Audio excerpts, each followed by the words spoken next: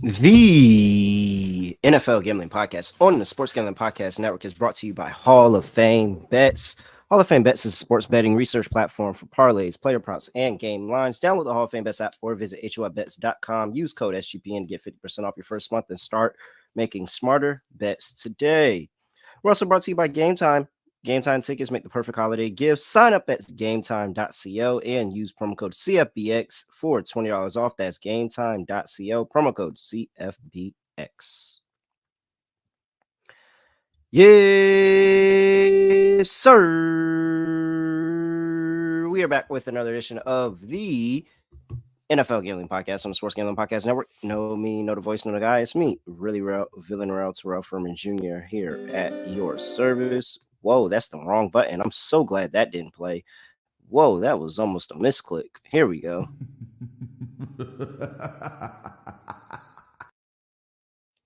And we're back breaking down the evening game slate on Christmas Eve. The NFL, by the way, very inconsiderate. They said not only are you getting Christmas Day football, you're getting Christmas Eve football, and you're getting Christmas Eve football. No room for basketball here, says the NFL. Scott Studio Reichel. Scott, what's going on?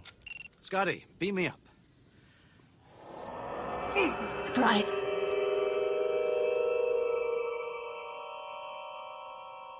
Yeah, doing pretty well. Looking forward to breaking down these four games. Should be fun. Kind of crazy. We're already in week 16, so the season definitely has gone by pretty quickly, but still a lot of important games, still a lot of playoff spots undecided. Looking forward to the games.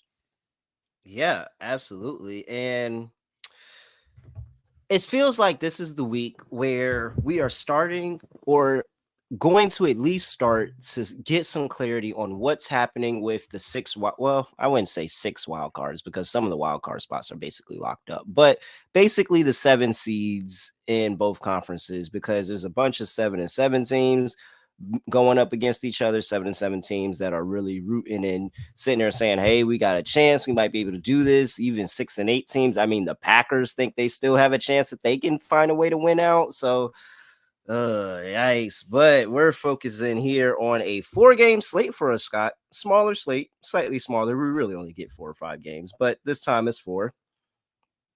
And first up on the docket here, Jacksonville Jaguars, losers of 3 straight, Scott. 3. Shout out to you for getting me back on the Baltimore side. I was almost on Jacksonville. And it's a spot that I normally fade Jacksonville. But when I fade Jacksonville, they typically burn me. You brought me back over to Baltimore. We cashed that Baltimore -3 last week. Jacksonville Jaguars on the road going to play the Tampa Bay Buccaneers. Tampa Bay Buccaneers coming off a good game in Lambeau Field where Baker Mayfield has now etched his name into Lambeau Field trivia. Who is the one quarterback that went into Lambeau Field and finished with a perfect passer rating? Baker Mayfield. He's now He's going to get himself laying paid during the offseason. He's laying 2.5 here against the Jacksonville Jaguars. It was 1 earlier today. Now it's 2.5. Scott, 41.5 is the total. What do you like here? I'm going to lean Jacksonville in the spot. I know that Tampa's been in better form recently, and I've been a bit lower on Jacksonville because I do think that Trevor Lawrence, even though he was playing through an injury, I refuse to believe he's even at like 80% health. He's looked decent the last couple of weeks, but the fact that most players would be probably missing a week or 2 minimum with that injury, and he didn't miss any time at all, I thought he would struggle a bit more, and I thought the Jacksonville Jaguars were a bit overrated because of it. But you're looking at Tampa, and even though they are currently in decent form, they're in the worst division in football. It's why they're in line to potentially make a playoff spot. I do think Jacksonville is being undervalued. They lost to Baltimore. A lot of teams lose to Baltimore, but that happens. It is what it is. And Jacksonville, I thought, drove the ball pretty well against that defense. They had a very hard time closing out drives. They had 7 points. Should have been 14. I thought the Ridley catch was a touchdown, but they ended up standing with the ruling on the field. But still, the point is, I think Jacksonville's offense is still fine. I think the defense is not great, but I thought it was actually decent in the pass defense, at least, against Baltimore last week.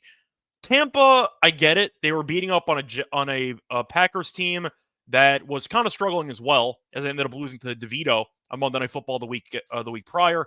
But I just think the Buccaneers are not 2.5 points better than the Jaguars, and the Jaguars are probably a better team.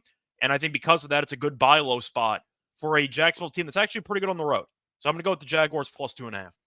That's what I was just about to mention, Scott. Like, They're I really would good on the road not and really have bad. guessed that they were so good on the road. But if you look at Jacksonville on the road, they're actually, what's this, 1, 2, 3, 4, 5, seventh best in road points per game, opponents' road points per game, only giving up 19.1 points per game.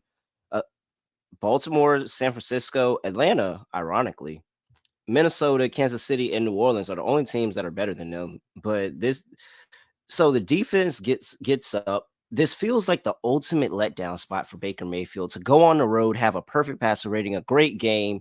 You went back up north and handled business, come back down south thinking, all right, now we're rolling. We get this Jacksonville Jaguars team that's lost 3 straight. We've won 3 straight. We played ourselves back into a playoff spot. We played ourselves in a chance to try to win the division here. And you nerf up a game at home to a team that's really good on the road. I mean, yeah, it's a non-conference road spot for the Jaguars, but I just don't know if I can lay 2.5 with this Tampa Bay Buccaneers team when I think this Jaguars team is the same, if not a little bit better. I'm taking the points. Give me just plus 2.5 with the Jaguars. It's a spot where Jacksonville's pass defense has gotten a lot of criticism recently, and rightfully so. Tampa's pass defense is arguably worse. So it's not like these teams are that much different in the way that they're built.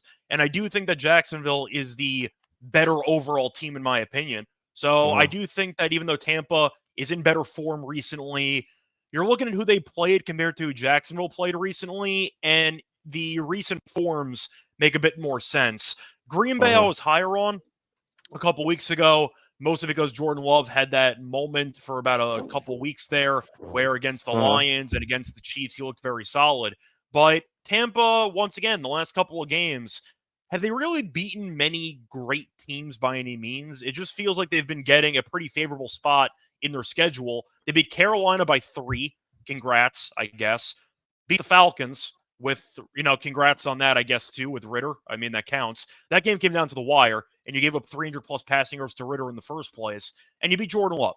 So I do know that those were some road games. You won 3 in a row. Those are potentially 3 non-playoff teams. The Jaguars lost in overtime to Cincinnati, on the road against Cleveland, and at home against Baltimore. Arguably 3 playoff teams. I think strength of schedule is a big reason for the current form of these teams. Give me Jacksonville to bounce back. I think we're stealing getting plus money with Jacksonville, man. It I really think feels Tampa's like we're more of a stealing. product of an easy spot in the schedule. So I think that they're Yeah, overrated. I have no idea how. I'm really confused on. I'm really confused on how Tampa's favored here. Is it? I don't. Is it us? Why is Tampa favored here? And the fact Well, that I that's mean, back when Jacksonville's it had was some injury -1, issues, but back it's when it was nothing extreme. -1, Yeah. I kind of understood, but 2.5? No way, I mean, no Kirk is shot. out, Zay Jones is out. There's been some injuries, but I do think you're looking at a spot where, once again, Jacksonville, as long as Lawrence is somewhat healthy, and I think you would agree, even though maybe he hasn't been as accurate as he was in the past post-injury, he still looked fine. And I think Yeah, that there's not that much of a drop-off. and ETN's I don't still need him to healthy. do They still have much. weapons. I don't need him to do much. This Jacksonville, we No. talked about this team gives up 19 points per game on the road. I don't need him to do much. Just don't turn the ball over. Give me a couple 2 to 3 good drives, and we're good. We're gonna cash here. So yeah, I'm all over Jacksonville. And they win a low scoring game. Give me the under 41.5. The total I'm a bit more confused on. I definitely like Jacksonville. The issue is the pass defenses for these teams are so bad that I can't see a couple of massive plays. I can see a lot of blown coverages, a lot of big gains. I think I'm going to lean over. I do quickly want to check the weather report for Tampa, but let me just quickly see what I can get No, while from you there. look that But up, I'll say that I don't care how bad these pass defenses are. I think that one, I agree with you, Trevor Lawrence isn't all the way back.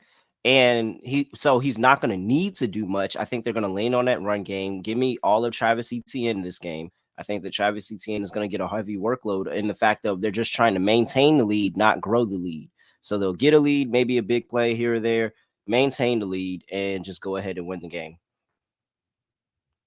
Yeah. Once again, I think I'm going to lean over. Weather seems to be fine. I'm just banking on a bunch of blown coverages, which I've seen time and time again from these defensive units. It might not Mhm. go way over, but give me Jacksonville 24-20, 23-20. It's a pretty low Mhm. total. All right. Let's see here. Let's talk about prize picks because you have the reboot injury insurance. And I just tell you, this is probably one of my favorite things that prize picks has to offer because, man, if somebody gets injured in the first half, let's say, I talked them up and I don't want to jinx them, knock on wood here, but if Travis Etienne goes out early in that game and I take the more on his rushing yards, well, then guess what? I'm going to get him rebooted because he did not return in the second half. PrizePicks is the only daily fantasy sports platform that has injury insurance. Everybody that was talking about, I need this voided, I need this voided, I need this voided. Well, make sure you tap into PrizePicks because PrizePicks is going to make sure they do it to you. They offer Apple Pay for quick and easy deposits. I just did it earlier. I had made a PrizePicks lineup earlier, used Apple Pay. It was real quick. And they got that Taco Tuesday where you can get discounts on prize picks, player projections up to 25%. So make sure you tap into prize picks. Go to prizepicks.com/SGPN and use code SGPN for a first deposit match up to $100. That's prizepicks.com/SGPN, code SGPN. Prize picks, daily fantasy sports made easy. All right, let's keep going with the slate here. We got next game on the docket. This one gives me some pause because I don't really know. Arizona Cardinals on the road going to play the Chicago Bears. Bears open up -4.5. They're currently sitting at -4. 43 is the total. 43.5 is where it opened. Now you probably could still find some 43.5s out there still. And the Bears laying points. You don't see it too often. I agree with it in this case, but 4.5 might be a number you might be scared of. But I think we would agree Chicago should be favored in this game, correct? Yes, we definitely, especially with how much better their defense has been playing since the acquisition of Montez Sweat. Chicago finds ways to blow games, but they've been competitive against a couple of pretty good teams. Can't really say the Do they same about cover Arizona. 4 though? Do they cover 4 though? I think I am going to lean to Chicago in this one. You have I a want dome to. team in Talk the me into it. You have a dome team in the West Coast traveling to play in Chicago in December, which is never a great scheduling spot. But Arizona's defense we know is a mess. That's a given. Gave up 45 points last week. There was a pick six in there, but still, San Francisco Mhm. got whatever it wanted on the ground. I think the Bears can exploit the bad rush defense that the Cardinals have. But once again, as you said before, it's mostly the acquisition of Sweat, and now it's completely just revived this defense in the front. And Arizona's not a great pass blocking team. So I do think if the Bears can generate constant pressure on Kyler Murray, that's going to result in a lot of turnovers. It's going to result in a lot of potential mistakes. And I do think that Justin Fields and company can generate big plays. So I actually like the Bears in the spot. I know this team has had issues closing out games, but defensively, they've been extremely opportunistic. And we know Kyler Murray is very turnover prone. I Mhm. do think Chicago win the turnover battle. I think they'll be able to thrive at home. And assuming it's a big assumption, assuming Eberflus doesn't go ultra conservative with the play calling in the second half to blow the lead, they're in a good spot. I think they're in a good spot to win this game, actually. I'm a lot lower on Kyler Murray than most people are. I think that he's Mhm. an entertaining highlight quarterback. I don't trust him to win games because I don't trust his decision making most of the time. I'm going to lean to the Bears here. 4.5, I get, but I do think that the Cardinals, once again, we know roster wise, are a bottom 2, 3 team in the league based on Mhm. roster. The Bears have some talent. I still think they're a bottom 10 team in the league in terms of talent, but they're probably closer to like 7 or 8. They're the better team. I'll take the Bears at home as the better team, -4. I'm terrified of the 4, man, because I could see this being a 3-point game and the Bears winning. But I mean, you talked about the defense. It's night and day difference It's been between these so two good. teams. The last 3 games, you have the Cardinals, who are third worst in the NFL in terms of opponents' points per game, giving up 30.7 points per game in those games. Past 3 games for the Chicago Bears, second in the NFL, 14.3 points per game. One of those teams were none other than the Detroit Lions, who have been one of the better offenses over the course of the entire season. And they held them to They should have 13 beaten the points. Lions twice. Yeah, yeah, really should have beat them twice, and they covered both of those games. So I mean, this Bears team has been playing up. They look a lot better. I man, I mean, I really, really didn't want to lay points with Chicago, but I just don't know any other way that I really feel comfortable taking it. Give me Chicago -4. I think that the defense is going to carry them in this game. They're going to run the ball effectively. They're not going to have to do too much. Like, this is run the ball against a bad run defense, play good defense, get your big play when you can to DJ Moore, and then that's all you need to win the game. So hopefully Eberflus doesn't mess that up. But yeah, I'm with you. Chicago -4. As even though I was really, really hesitant, I'm considering locking this. The way that I look at it, the Bears, if you factor in the last 5 games, they probably should be on a 5-game winning streak. Beat Carolina in that very ugly Thursday night game. Then Justin Fields came back. They were beating Detroit for about, I don't know, 57 minutes in that game. And they choked it late. They should have won that game. Beat the Vikings in a very weird game, but they got the job done there. Minnesota's defense, nothing to scoff at. Very good unit. They won that game. Got revenge on the Lions. Won by 15. Destroyed the Lions that second game. And the Browns are a playoff team.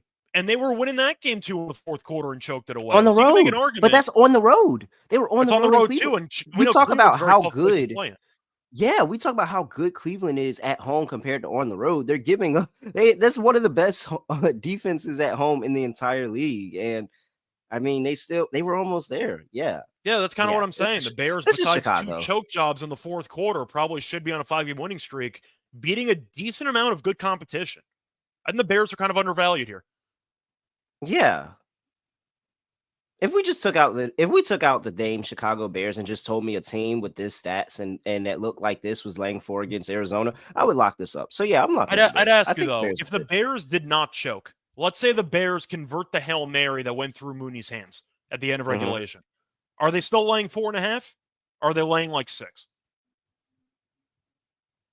I think the reputation would put them higher than 4.5. Yeah, it would. It would put them. It would probably. In my opinion, I think that it would look a lot better for the Bears' record if you said, "Oh, they're 4-1 in their last 5." They're not laying 4.5 here. I think they'd be laying closer to 6 or 6.5.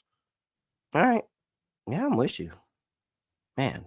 Yeah, I really do like the Bears this week. That's crazy. All right. I think I'm just going to the next game in general. The Dallas Cowboys are on the road going to play the Miami Dolphins in what should be the game of the day. It's not the game of the week because you got the Christmas game between the Ravens and the 49ers, but it's close to. Yep. I put it game of the day. Game of the day, you know. -1.5 is where it opened at. It's down to -1. 50 is the total that opened up at 48.5. So you see the movement happening on those lines. Cowboys coming off of a tough loss against the Buffalo Bills. And I locked up Buffalo, so I'm not really surprised there. It was a good letdown spot after beating Philly and absolutely demolishing them. Whereas Miami coming off of a 30-0 whopping of the Jets after they blew, and I mean blew that game in Tennessee. Shout out to analytics. Mike Vrabel and analytics going for 2 in that while down 14 points. So, okay. I don't think you meant Vrabel, by the way. I think you meant Rivera, right? No, Vrabel. I was talking about Vrabel did that 2 weeks ago. Yeah, 2 weeks ago. Did it. Yeah, okay. I think it meant last week. Oh, no, I wasn't talking. Oh, yeah, Rivera did it last week as well, but Rivera didn't win the game, so nobody. Actually, no, he didn't. He actually kicked the extra point, and it got blocked. So he actually did not do the Vrabel thing. So idiot. But, yeah, that's what he gets. So should have went for 2 like Vrabel did, apparently. Analytics works for everybody except Brandon Staley. I'm sorry. I'm so sorry. I didn't have to throw a Brandon Staley shot. No. He's unemployed now. Actually, I don't feel bad at all. Because Brandon Staley actually gets. Yeah, he has less jobs than we have, and he has more money, and he's getting paid a lot more. Like he's getting paid. He has the best job in football and best job in America. He's the fired football coach. I actually don't feel bad. Yeah, I don't feel bad at all. No, because he's getting paid to do nothing. I think that a fired head coach is the best job in America. It is. All right. back to this game though. Scott, you're a closet Cowboys fan. Are you going to talk me into the Cowboys here? Well, I know I'm not taking the Cowboys, but I are you took going the to try to Bills talk me last into the week. Cowboys? I took the Bills last week too, so that was a slam dunk You spot said for 2. Buffalo. Yeah, 2. 2. TOO. Wait. We both had the Bills. Oh, I thought you meant 2. Well, I know you meant 2 as in TOO, but I thought 2 as in you're taking Miami here. Oh, can Miami beat a team over 500? It's been about a year and a half. You know what? Great question. I'll give you that. Great question. Isn't Miami like missing almost their entire offensive line? I don't think anybody practiced this entire week on the offensive line. Let me pull up the I think injury like report all for this 5 game. starting offensive linemen were just not at practice for Wednesday. So I don't know how healthy this team actually is. All right, hold on. I have a injury report for you. Okay. Oh, this is the person. Oh, I hate people that type up whole paragraphs for injury report. Like, just show me the names. I don't care your analysis of it. I don't even agree with you. I just want to see the names. All right, here we go. Loading. I'm pretty sure the Dolphins' entire offensive line is like banged up for this game. All right, so injury report is as follows. We have for the Miami Dolphins, Raheem Mostert. Wait, where are you at? Wow, this is a really long injury report. Holy crap. Okay, Raheem Mostert did not participate in practice. Austin Jackson did not participate in practice. Cam Smith, well, Austin Jackson, the all lineman, did not participate in practice. Cam Smith, corner, limited in practice. Robert Hunt, O-line, did not participate in practice. Van Ginkel, the linebacker, limited in practice. Javon Holland, the safety, limited in practice. Devon Achane, toe, did not practice. Jalen Ramsey, vet rest. We have let me see here. Liam Eisenberg, the O lineman, limited in practice. Deshaun Elliott, concussion, limited in practice. Teron Armstead, the tackle, did not participate in practice. Smythe, the tight end, limited in practice. Tyreek Hill did not participate in practice. Xavier Howard did not participate in practice. Chris Brooks, I think you got my point. Was a full. Wait. Chris Brooks, full participant in practice for Chris Brooks. He has 15 attempts and 94 yards on the season. We got a full participant in practice. Let's go. I think you get my point, though. They're missing a lot of guys, or there a lot of guys are, I'd say, questionable for this game. They're very banged up. I mean, the Cowboys injury report is pretty bad too. You just mentioned half of Miami's roster. I mean, yeah, but I mean, you mentioned a lot of guys. But let's talk about the Cowboys. Yeah. Zach Martin did not participate in practice. Tyron Smith did not participate in practice. Stephon Gilmore did not participate in practice. Malik Hooker did not participate in practice. Jonathan Hankins did not participate in practice. DeMarcus Lawrence, this was rest. I don't expect nothing there. I'm not even going to talk about that. Jordan Lewis is rest as well. And so, yeah, I mean, it's less people, but Stephon Gilmore. Oh, Stephon Gilmore's rest. Stephon Gilmore's rest. Don't talk about him. But Malik Hooker in the secondary, that's a big name. Tyron Smith, Zach Martin, that's a big name. So it's not nothing, but it's nowhere near as bad as the Dolphins. That's kind of where I'm looking at it. I think I am an lean Cowboys here. It's a spot where Miami had basically a bye because they played the Jets. Zach Wilson was bad anyway, but he got a concussion. So they just got the tee off on Trevor Siemian for about 2.5 quarters. The Cowboys got embarrassed on national TV. And I seem to talk about this angle a lot, but I think it does matter. There is a pride to it. And we know that the Cowboys are much better at home than on the road. I am aware of that. But the Cowboys are a team that we know has been a bit of a front-runner mentality recently, where they will beat up on bad teams and they'll coast. But against good teams, they tend to shrink. However, I think it's a good spot for a wake-up call. They beat the Eagles. It was a great letdown spot. That's why we did like Buffalo in that game. They got the wake-up call they needed. Miami got a bye, basically, against the Jets team that's abysmal. I'm going to go with Dallas. I think they're the healthier team. I think that they're going to be a bit more on edge for this game, in a good way, because I think that they're going to be eager to get back out there after whatever the hell happened on Sunday against Buffalo. Give me the Cowboys. I just think the Dolphins are battling a bunch of injuries. I don't know if Tyreek's going to play or not. I don't put any stock into the Jets win, and I think it's a good spot for Dallas to bounce back. I'm actually going to lean to Dallas +1. I understand that the injury report looks pretty bad, but this is also just one day. Like Wednesday is the day that everybody sits. like at this point in the season, end of the season, everybody sits Wednesday. So I don't want to look too far into it right now. But I am not gonna I agree with you. It's not nothing. Like I don't think it's nothing. But I It's don't also think it's Miami's everything reputation. either. Because if the Cowboys are front runners, then Miami's a Hall of Fame front runner team. Because once again, it's been a year and a half. You haven't beaten anybody over 500 in a year and a half. So both these teams kind of have the same reputation in a way. I just think Miami's reputation is a lot stronger in the front run category because once again, at least the Cowboys occasionally beat good teams. This year, they've had an easier schedule. They beat Seattle. Seattle's at 500 now. You get my point, though. Miami hasn't beaten anybody. You can read off Miami's schedule. Who have they beaten this entire season? Of Miami's 10 wins, they have beaten the Chargers, they beaten the Patriots, they beaten the Broncos, they beaten Okay, the the Giants. Broncos that was early, but still, No, Broncos don't are no. okay. Yeah, That's not a good one. Stop. Don't try just to make saying that a though. good one. In theory, I'm okay. on Miami, and I'm telling you, I'm not going to let you try to I'll make the rephrase Broncos it. sound like To a beat a good win. 500 team at the time. I think Seattle was over 500 when the Cowboys beat them at the time. The Broncos were not. But anyway, you can keep going. Giants, Carolina, Pats again, Raiders, Jets, Jets. Commanders, and Jets. And beating Yeah. anybody. Which means they're due. I'm taking Miami. Get it done. I think Tua's going to struggle under pressure. That's kind of how I'm looking at it. I think he turns the ball over a couple times in this game. I do think everybody expects this one to go over, and I could see this going under. I really could. Both teams' offensive lines are shot. Yeah. And I think what it really is for me is I trust, and I've finally gotten to the point because I didn't want to admit that it was Tua. And then I realized that it's not Tua. It's the freaking nerd with the glasses and the play sheet.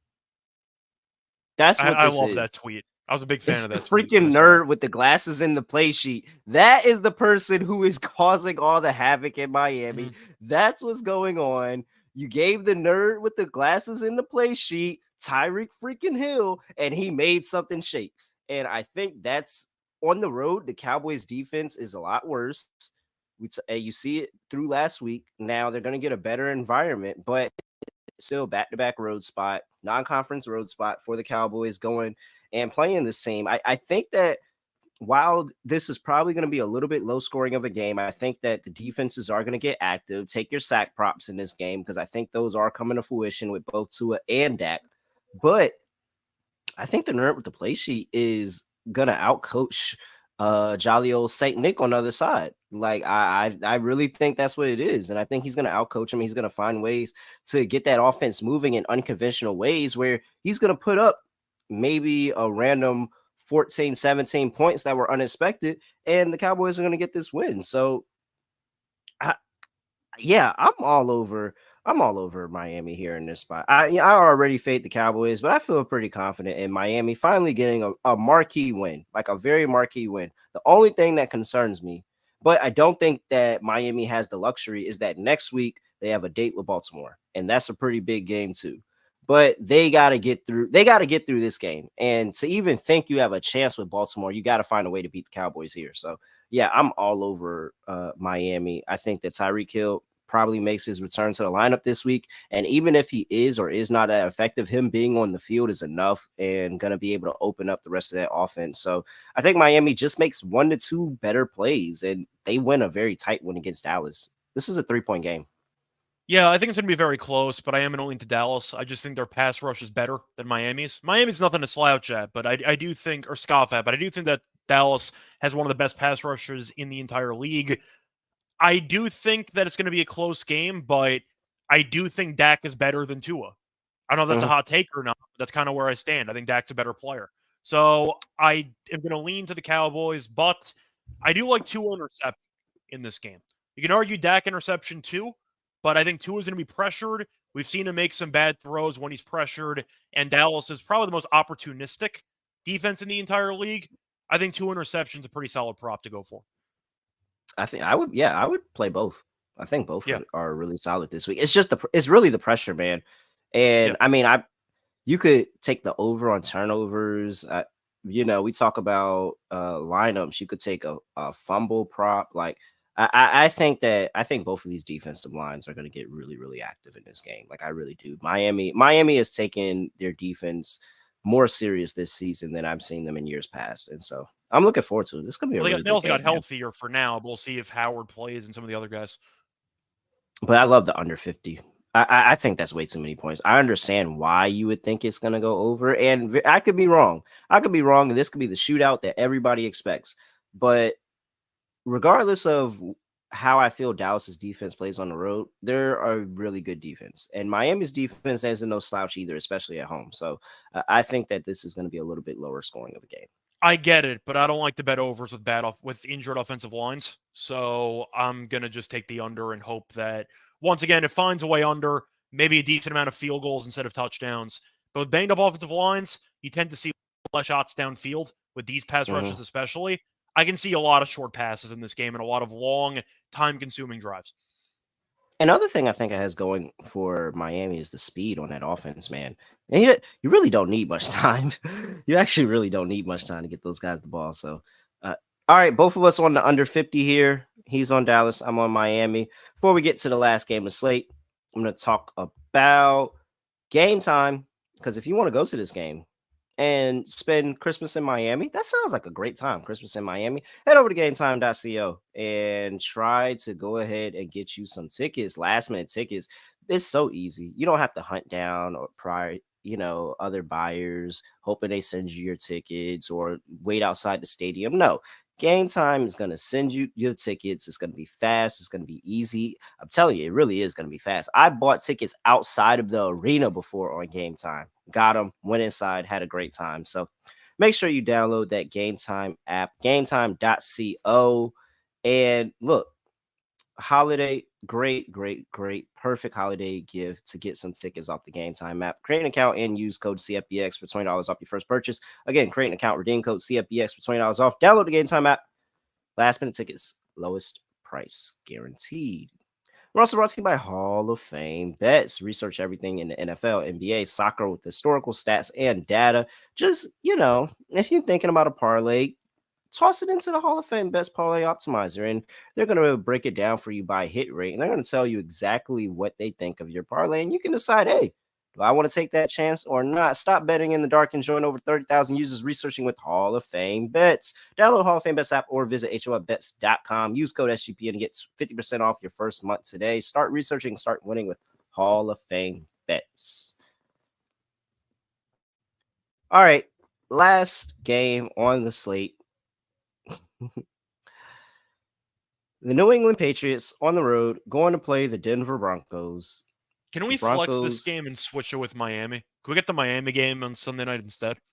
I feel like they asked that, and I feel like I saw something that the police petitioned for that game not to be flexed, because I think something's going on in Miami that weekend, or maybe that's the game next week. The next week with Baltimore. I'm not sure, but it's something like that. Kind of sucks on paper. It's one of these Miami games. It's either this one or next week where they said, hey, can we flex this? And the police people wrote the NFL and said, please do not flex this game to Sunday night. We have something going on. It's going to be way too much for the city. So I don't remember. I got to figure out which one of those games it is. But it's either the Dallas one or it's up there in Baltimore. New England's catching 7 on the road in Denver. 34.5 is total. I was fully prepared to finally take Russ in a situation. I can't believe they got the Patriots on primetime TV again. There's no chance. There's no chance. You just flexed them out of the primetime game against the Chiefs. Why are you putting them against the Broncos?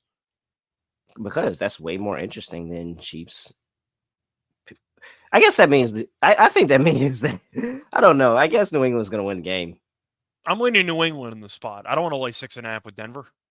I'm not. I see 7. I'm not laying that. With 7. I'm not laying 7 with no Denver. shot. No shot. I lay that with Russ. No shot. With no a total shot. of I lay that with 34.5. You're not expecting any touchdowns from Denver anyway. Like, I know New England lost by double digits to the Chiefs. That was a game for like 3 quarters or so. They hung in there. Now, some of it was because Tony can't catch, and they got a free interception out of it. But still, the point is the Patriots hung around. Are they a good team? Not even a little bit.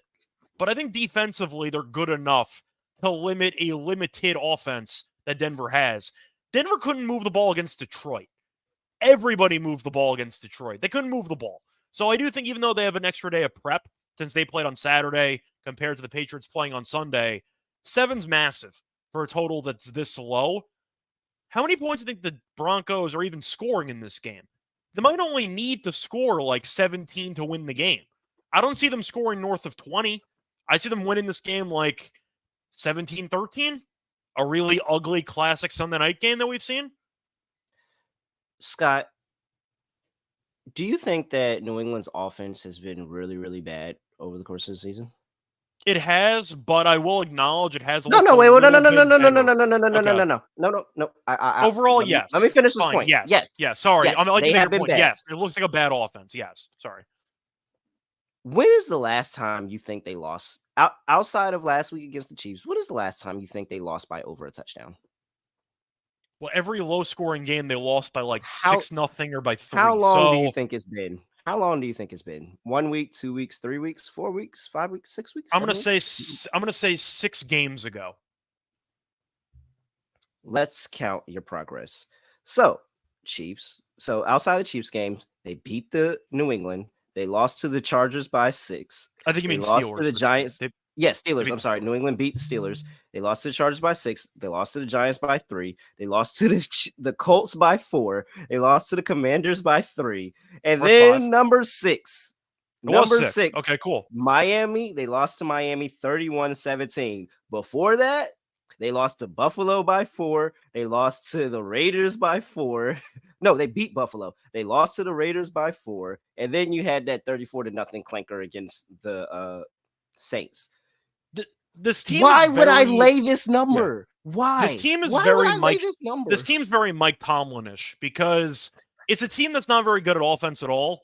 But it's a one-score game in every fourth quarter. You don't really know why it's a one-score game, but they just find a way to keep it close. Denver's not a good offense. They're not. And I just think that you're looking at a spot where New England's defense going to be cold in Denver. I think New England's defense can do enough to keep this game interesting. And Denver's defense is good, but Jared Goff also just had 5 touchdowns. Like, I don't think this defense is as good as people make it out to be. It's great by comparison to the 70 points they give up to against Miami in the first month of the season. I think New England might win the game here, but I am going to take the points. I think Denver does win 17-13. Give me a low-scoring under, but I think New England hangs in there and keeps it close. I am locking up New England. I am playing its plus 275 money line. This is, it's like 7 is massive. There's already conversations of like Sean Payton and Russ not getting along, and Sean Payton really not wanting Russ to be the guy. The best way to make sure that Russ isn't the guy is to lose this game at home and make sure you don't make the playoffs. Making the playoffs is the worst thing for Sean Payton and his group because that means Russ pretty much guarantees himself another season. I don't know if I agree with that. I think Sean Payton, if he ends up making the playoffs, will get even, I don't know if he can get greater control than what he has. I think Russ's days are numbered anyway because Sean Payton's proven this season he could handle this crappy team and actually make them somewhat competitive. I think Wilson might be done anyway. Maybe you're right, and the front office gives Wilson more leeway. I think it really comes down to Sean Payton, and I think Sean Payton doesn't like him. Yeah, I don't think he does either. I don't like him. So, I mean, I'm with you. I hope that his days are numbered for Denver Broncos fans' sake, but I mean, yeah, there's no possible way I was laying this number. Like, no possible way I was laying this number all over the New England Patriots here. 34.5 Sunday Night Football. Give me an under. The Patriots win a ugly, disgusting game, 13-10. I had 17-13, so sure. We were in the same boat, basically. All right. Let's go ahead and lock in our lock dog, and we'll knock in a PrizePicks lineup. So, for my lock, am I just doing Chicago? If you want to. It's either them or New England. I really. Unless you want Miami. I'm kind of afraid of. No, matter of fact, give me the Jags +2. Jags +2. That's my lock. I really think that they're way better than this Tampa team. Like, I really do. They just had a really tough go at it these past couple of games. Tampa's really not that good. You broke it down. Tampa hasn't played anybody that impressive, and then they struggled in those games. I think this is a route, honestly. I think Jacksonville imposes their will. They go to 9-6. They start to go and lock up that AFC South. So Jacksonville Jaguars get it done. +2. That's my lock. For my dog, I'm taking New England +275, man. I will sit there. 81% of money on Denver during Sunday Night Football. I'm taking my shot on New England to get it done on the road here. In a game that, as the season goes on, you're gonna see some of these bottom feeder teams screw themselves out of a pick and get a win because the NFL does not believe in tanking. So yeah, I'm all over New England here. +275. I can't trust Russ this much, and I will gladly sweat out a bet where New England, for majority of this season, has only lost close games. So yeah, I'll sweat out +275. All right, so for my lock, I'm actually going to do something different. I'm going to take a teaser in this one. Ooh. I'm going to take a two-pick teaser on that Sunday night game. Give me the Patriots +12.5, and I'm going to take the under 40.5, and that should be about -115, -120. Yeah, -120. Yeah, give or take. But I think New England, once again, they barely lose by touchdowns, but I think that a push is kind of a realistic outcome here. So I'm going to bump it up to about 12.5. And I think the total of 40.5. You have fun with that one with Wilson and Zappy. So I'll go with the two-pick teaser there in the Sunday night game as my lock. For my dog, give me the Jaguars money line. I know it's a low price. I get it. Baby dog, all that stuff. But I'm the wrong team's favored. I know Tampa's been in better form. They haven't played anybody. And I think that you're looking at the Jaguars having a very tough stretch, playing the Bengals in a game that you could argue they should have won, but it turns out Browning's actually not that bad, and Cincinnati might make the playoffs. Then you played the Browns in Cleveland, which is not easy. That was a close game too, which they lost. And then they played the Ravens, who are probably the second best team in the league. And that was a game that I thought was closer than the scoreboard indicated. So for me, I think Jacksonville's undervalued. I think they're the better team here. And I do think with the better quarterback and the better roster, that's good enough for me. Give me Jaguars money line. Trying to find the best price of. Can I wait? Before you do that, can I talk you into at all taking an alt spread with Jacksonville -2.5 at +144? Yeah, that's fine. I'll take the 144 -2.5. Okay, all right, because you know I hate the baby dogs. I had to get us above +140. Well, you know, plus them to win. I'm usually picking by 3 or more. So yeah, that works out. Yeah. All right, Jacksonville -1.5 +144. They get it done. I think this is a route. I honestly think you can take it to a touchdown at +230, and Jacksonville's going to win and cover that. So, all right, PrizePicks. Any props? Anything that stands out for you? We talked about. Let's see if we have any. I mean, I like 2 interception. If they have interception props, let's see if they have them up. Interception. Let's see here. Yep. Let's do it. We have Dak too. Can we just go both? I'm giving Dak out. Dak's been kind of good. Nah. That. Well, we both in the offensive lines are going to have issues in this matchup. Yeah, we'll take. I don't mind the interception for both quarterbacks if you want to do it that way. Yeah, we'll take both. All right, we need one more. Okay, so we got both there, and what else do we want? Do you want to pick Russ to throw a pick against New England? Just do an interception entry. Did I see Russ? Did I see Russ up here? No, Russ isn't up here. He isn't. Okay. We think could DJ Moore has a big game? We could take Baker. If you want to do Baker. Baker's up here. Who did we talk about today? Baker's up here. I don't like Justin Fields. Kyler's up here. So that's an angle. Kyler in reception does feel pretty good. Chicago's been really, really good. That's a really good defense. Yeah, they've been really good. They intercepted Goff, 3 times? They intercepted Flacco a couple times last week. They've been good. Yeah. Let's do it. All right, there you go. That's our 3-pick contest. We're going all interceptions, more than half an interception for Tua, Dak, and Kyler. That pays out 5-1 on PrizePicks. Make sure you use that promo code SGPN at prizepicks.com/SGPN. Scott, anything else for people before we get up out of here? No, not really. Should be a fun overall weekend. Happy holidays to everybody. And we got bonus football on Christmas and basketball. Yeah, absolutely. Can't wait for it. And shout out to Nick holding it down in the chat for us. 2 people watching the stream. Make sure you like the video on the way out. Anybody else that comes through YouTube, make sure you like the video. Leave us a comment too. All of that helps. Subscribe if you haven't. A lot of people be watching, don't be subscribed. Y'all subscribe. And I mean, for the people that are listening through their ears, wherever you get your podcast, make sure you leave us a 5-star rating and review. And make sure you're subscribed wherever you get your podcast too. Some people be listening and don't be subscribed. Other than that, I have nothing else to say, nothing else to do. No other way of ending the podcast. Just going to end it like this. We are out of here.